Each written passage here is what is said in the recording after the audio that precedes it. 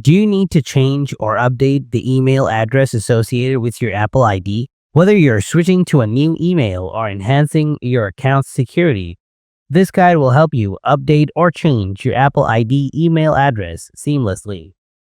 Let's get started. Open Settings on your iPhone. Tap your Apple ID at the top of the screen. Scroll down and tap Sign In and Security. Tab Add Email or Phone Number. Tap Existing Email Address.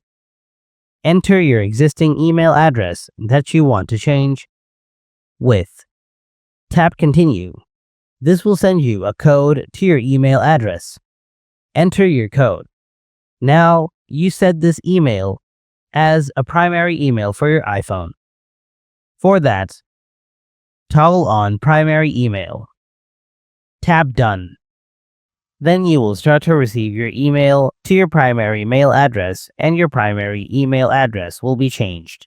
By following these steps, you've successfully updated your Apple ID email address and keep your account secure. Let me know if this guide helped you or if you have any further questions.